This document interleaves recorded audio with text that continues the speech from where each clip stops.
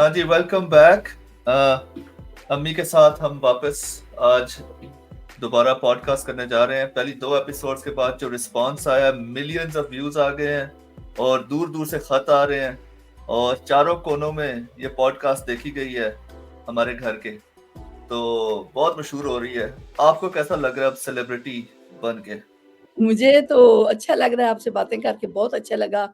लेकिन कल जो आपने एक मेरे साथ वो किया है ना, फेवरेट बच्चे वाला हाल, हाँ तो हाँ उस हाँ पूरा सुबह से जनाब मेरी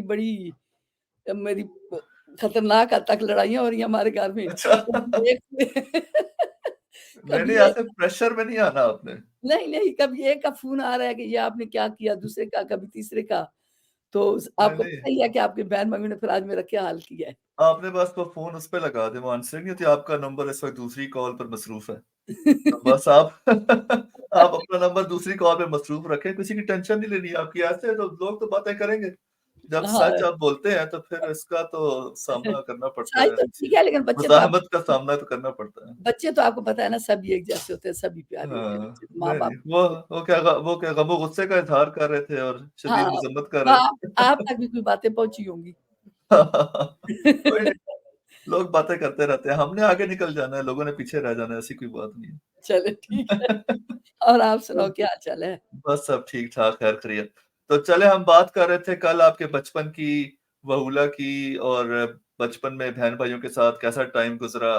आज थोड़ी सी बात कर लेते हैं आपके पेरेंट्स की, और उनके साथ आपका कैसा ताल्लुक रहा, उनके साथ उन्होंने आपने क्या सलूक किया, उन्होंने आपके साथ क्या सलूक किया। तो अब्बू का तो आपने कल बताया था कि अब्बू के साथ बड़े अच्छे ताल्लुकात थे, उन्होंने कभी आपको नहीं डांटा। तो आप क्या बहुत अच्छी बच्ची थी, उन्होंने कभी नहीं डांटा आपको, या वैसे ही बस उन्हें परवाह ही नहीं थी कि घर में क्या हो रहा है, खैर है, वो करते रहे जो करते हैं। नहीं, ये मैं बात नहीं थी कि उस वक़्त के जो हालात थे, हमारे अब्बू ठीक थे, लेकिन आपकी हाँ बात ये भी ठीक है कि कोई इतना नहीं होता था घर में, उन्हें हमारी तरबियत हमारी ज़्यादातर पुराने ज़माने में तो माँएँ ज़्यादा करती थी बच्चियों की तरबियत। हाँ। कि वो बाप जो है, हमारे अब्बू जो थे पहले तो आर्मी में थे, जब वहाँ से रिटायर होके आ गए तो शोरकोट ज़मीनों पे चले गए। तो वहाँ पे भी उनका ज़्यादातर यही सिलसिला होता था कि सुबह नाश्ता किया तो फिर दोपहर को उनके फ्रेंड्स आ गए तो फिर वो बाहर चले गए, और हम लोग घर में होते थे तो घर से बाहर उन्होंने एक सिटिंग रूम, उसको बैठक कहते थे उस वक़्त। उस ज़माने में उसको अच्छा। आजकल तो ड्राइंग रूम कहते हैं, सिटिंग रूम कहते हैं, लेकिन उस वक़्त उसको वो बैठक कहा करते थे। बड़ा-सा उन्होंने बनाया हुआ था हॉल टाइप, और वहाँ सही पे है। चारपाइयाँ, कुर्सियाँ रखी होती थीं। तो जितने उनके फ्रेंड्स होते थे, जानने वाले होते थे, सुबह उनके पास आ जाते थे, उनके साथ गप्पे लगा देते थे। फिर वो हमारा मुलाज़िम आ जाता दरवाज़ा ना करके, जी साहब के लिए इतने बंदों की चाय बना के भेज दें। तो अच्छा। वो फिर घर में यही होता था कि उनके लिए खाने-वाने का इंतज़ाम हो रहा है, और दोपहर को आके उन्होंने थोड़ी देर खाना खा के रेस्ट कर लेना। फिर असर के वक़्त बाहर चले जाना अपने फ्रेंड्स के पास। तो रात को सही आ है। जाना इसी तरह था। तो शायद आपकी बात ठीक है कि इतना उन्हें नहीं था। बच्चों की तरबियत में थी, हमारी अम्मी थी, लेकिन हमारी अम्मी ने हम पे बहुत अच्छे तरीके से मुझे कुरान शरीफ जो ख़त्म करवाया है। कभी अच्छा। आप मेरा सुने या जिसको भी मैंने सुनाया है, वो मतलब हमारे जानने वाली आलिमा फ़ाज़िला थी, सबको मैंने सुनाया है। तो मेरी अम्मी ने पढ़ाया, मुझे सारी सूरतें याद करवाईं। सूरत सही। मुज़म्मिल, सूरत यासीन, बड़ी-बड़ी सूरतें थीं। तो अब बचपन में ही सारी सूरतें याद कर ली। हाँ, बचपन में। सूरत अच्छा। मुझे याद करवा दी कि वो रात को पढ़नी है, सूरत मुज़म्मिल आपने दिन में पढ़नी है, सूरत काफ़ जुम्मे वाले दिन आपने पढ़नी है। बचपन में हमें सारी सूरतें उन्होंने याद करवा दी थी। नमाज़ सही है। तस्बीह ज़रूर पढ़नी है जुम्मे वाले दिन। कभी ये नहीं होता था कि हमने नमाज़ तस्बीह ना पढ़ी हो, हमारी अम्मी कहती थी कि जुम्मा है। नमाज तस्बीह काफी लंबी चौड़ी होती है, बताएं हाँ, जरा उसमें लंबी क्या क्या चौड़ी होता है होती है, नमाज फिर उसके तस्बीह में, बाद जिन एक लोगों को नहीं पता नमाज तस्बीह में क्या क्या पढ़ना होता है। हाँ, तीसरा कलमा पढ़ते हैं, वला हौला वला कुव्वता इल्ला बिल्लाहिल अलीय्यिल अज़ीम नहीं पढ़ते। नहीं, कितनी रकातें होती हैं, क्या करते हैं, अगर किसी ने उसमें पढ़ लिया नमाज तस्बीह तो कैसे पढ़े, क्या करें? पढ़ते हैं, मेरे ख़्याल में ज़्यादातर लोग जानते ही होंगे, लेकिन 4 नफ़ल होते हैं।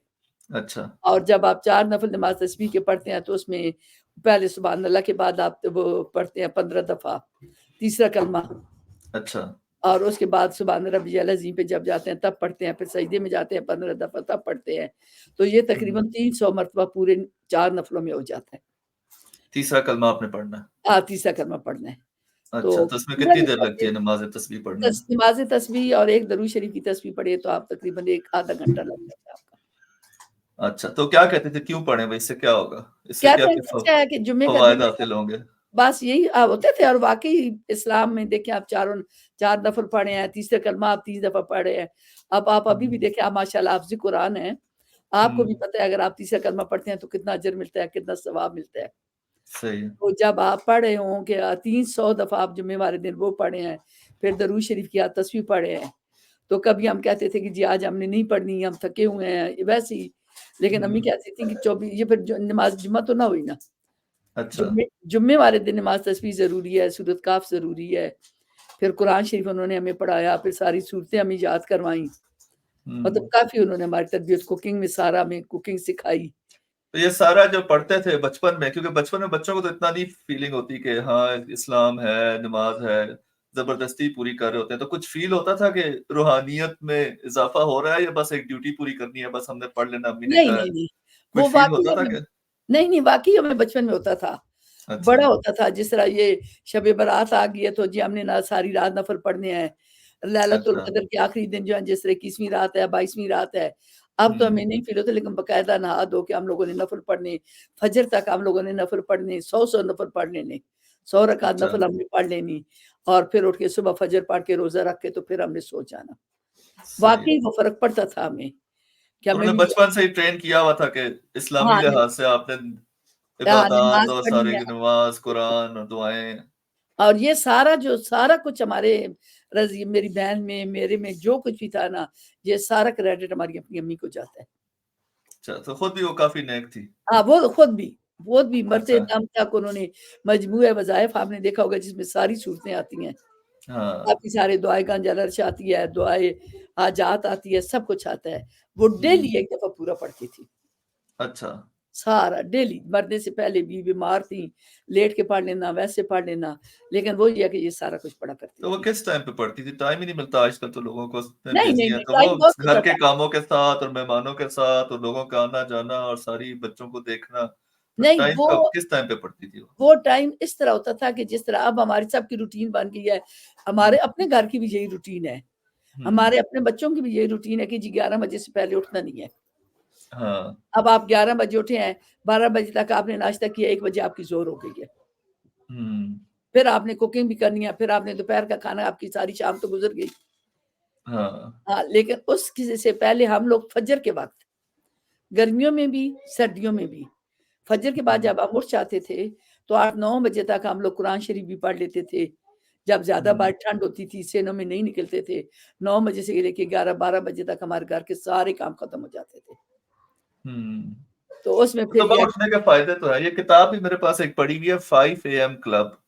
रॉबिन शर्मा एक बंदे ने किताब लिखी है, जो 5 बजे उठते हैं और जो लेट उठते हैं उनकी ज़िंदगी में क्या फ़र्क होता है। तो 5 बजे उठने वालों के पास जो टाइम होता है, जो कुछ वो अचीव कर सकते हैं, पढ़ना, लिखना, सुकून के टाइम पे। हालाँकि वो नॉन मुस्लिम है, लेकिन उसने भी ये लिखा हुआ है कि जो टाइम सुबह-सुबह जो उठ गया ना 5 बजे, उसमें और जो बंदा आराम से उठता है, लेट उठता है, उसकी नहीं, ज़िंदगी उसको में कितना वाक़ई डिफरेंस आ जाता है। फजर हाँ। के बाद उठने के बहुत ज़्यादा फ़ायदे हैं। और हमने हुँ। सारी ज़िंदगी यही थी कि फजर के बाद उठना है, नमाज़ पढ़नी है। नमाज़ पढ़ने के बाद हम सारी सूरतें हम उठते हैं सूरज निकलने से पहले, हाँ। सारी सूरत जुम्मा पढ़ ली, सूरत काफ़ पढ़ ली, सारी सूरतें पढ़ लेनी। फिर उसके हुँ। बाद हमने थोड़ा बहुत घर के काम करने, कुकिंग करनी, 12-1 बजे नहा धो के आप लोगों ने नमाज़ तस्बीह पढ़नी है, सूरतें पढ़नी है, पूरे जुम्मे का एहतमाम करना है। और ये नहीं है कि जी आपने फ़र्ज़ पढ़ लिया तो आप फ़ारिग हो गए हैं, ये नहीं होता था। और अब तो हमारे घर में ये होता है कि हम नाश्ता करते हैं तो ज़ोर हो जाती है, कुकिंग हुँ। करते हैं तो असर हो जाती है।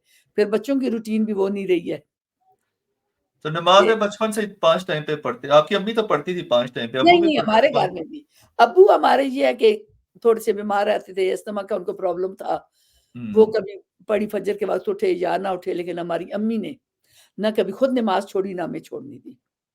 सही है। और फजर पढ़ाई पे भी अम्मी ज़्यादा वहाँ नज़र रखती पढ़ाई थी? पे भी पढ़ाई का ये था कि अम्मी हमारी ज़्यादा पढ़ी हुई नहीं थी, हुँ, लेकिन वो लिख सब कुछ लेती थी।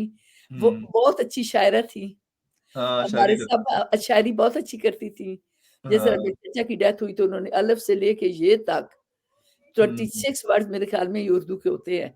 लेटर्स हाँ, हाँ, 26 हाँ, तो इंग्लिश में होते हैं। उर्दू में हाँ 32-33 कोई ज़्यादा होते हैं उर्दू में। मेरे ख़्याल में इतने ही होते हैं। हाँ, उर्दू में इंग्लिश में और कम होते हैं और हर हाँ। अलिफ पे भी शेर, बे पे भी शेर, पे पे भी शेर।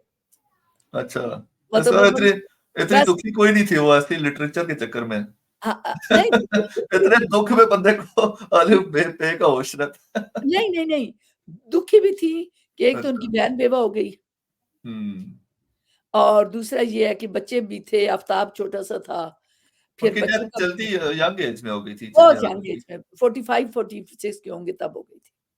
तो वो उनके लेकिन कज़न भी थे मतलब देवर तो थे ही।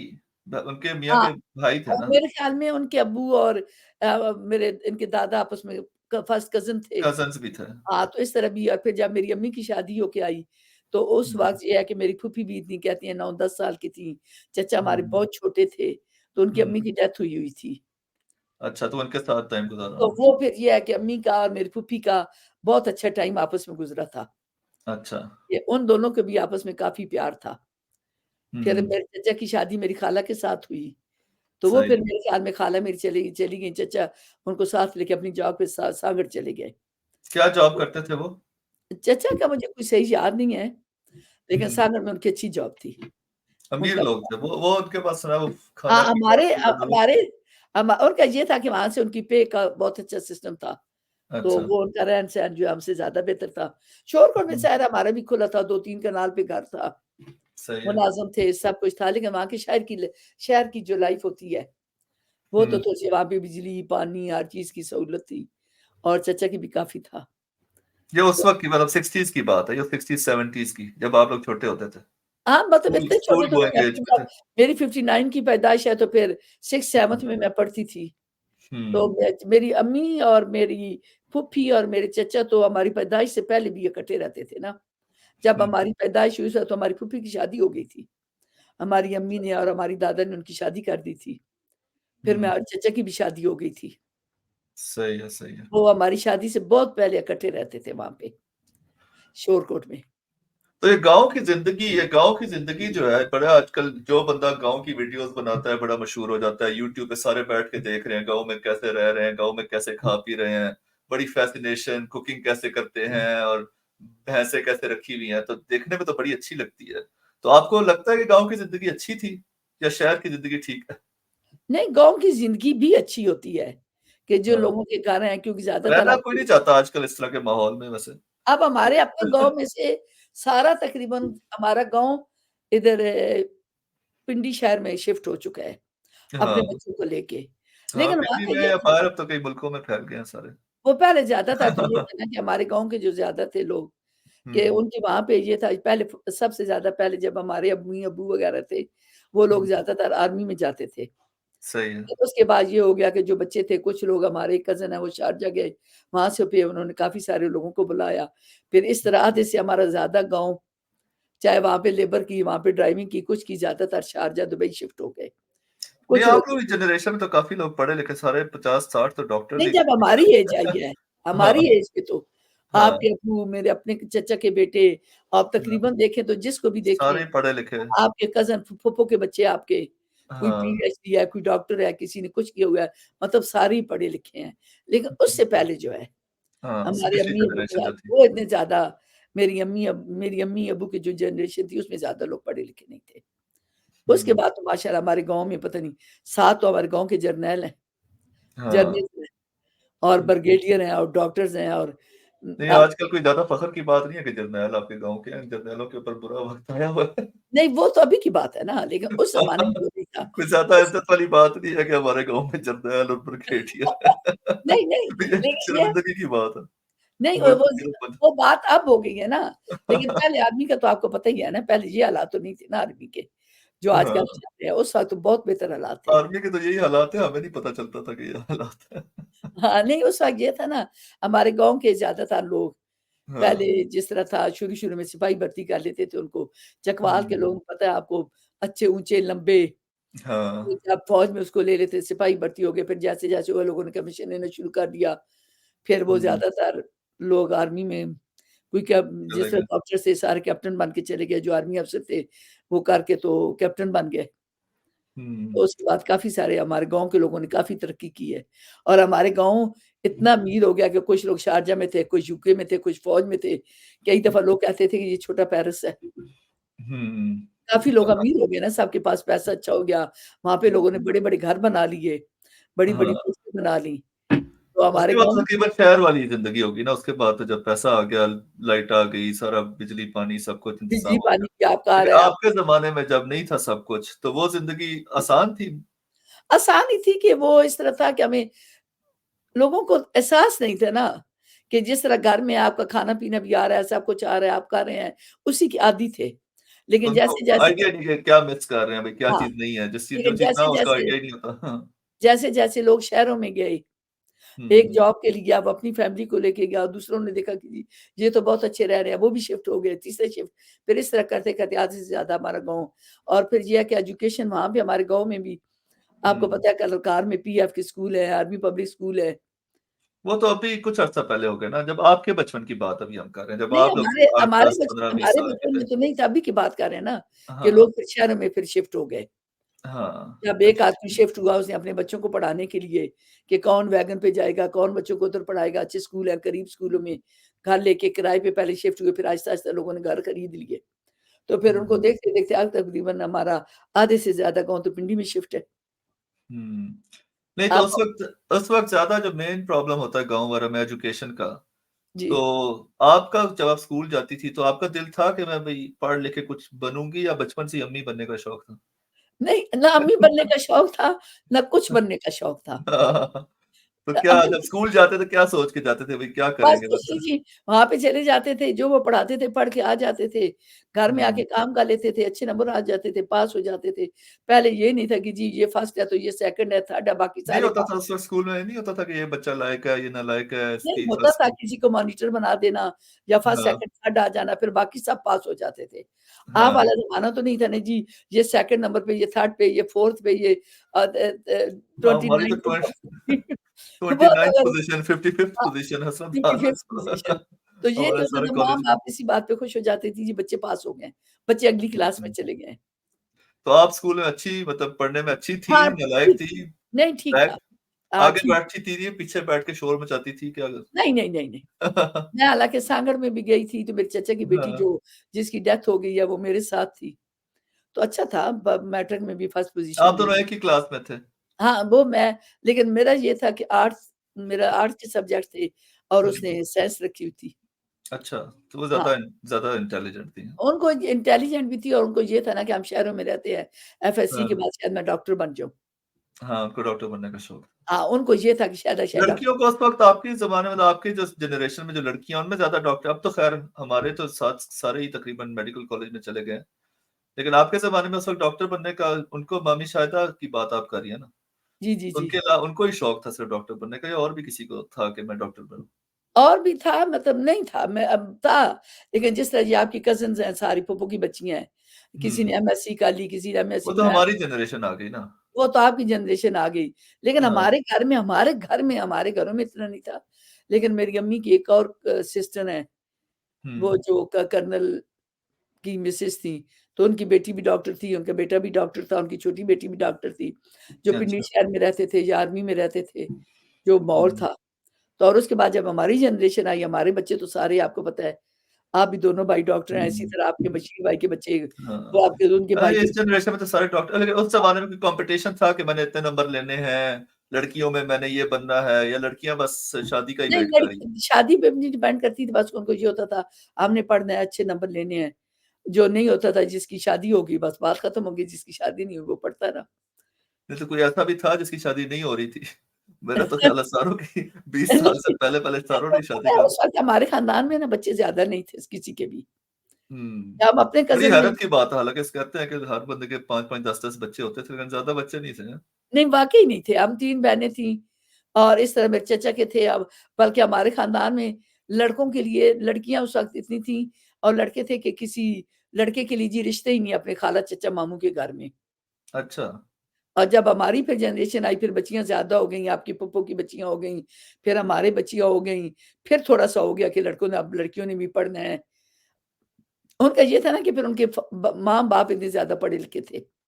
हुँ, बच्चों का जिस तरह आपके अब्बू को शौक था जी मैंने अपने बच्चों को डॉक्टर बनाना है या मैंने हुँ, बच्चों को इसी तरह मेरे सारे कज़िन्स हैं उन्होंने भी अपनी बच्चियों को डॉक्टर बनाया, अपने बेटों को डॉक्टर बनाया। हुँ, तो वो फिर थोड़ा-सा सिलसिला चल पड़ा अच्छे तरीके से कि अब तो माशाअल्लाह हमारे ख़ानदान के सारे ही बच्चे, हुँ। बच्चियाँ भी देखें तो पीएचडी। हाँ, माशाल्लाह। माशाल्लाह अब तो हमारे ख़ानदान के बच्चे-बच्चियाँ सारे ही कोई डॉक्टर है, तो कोई इंजीनियर है, तो कोई किसी ने पीएचडी की हुई है, तो काफ़ी सारी तालीम चलें याफ़्ता 20 मिनट्स होने वाले हैं, फिर इसके बाद अगले सेशन में मिलते हैं। चलें ओके। ठीक है, ओके जी। हाँ।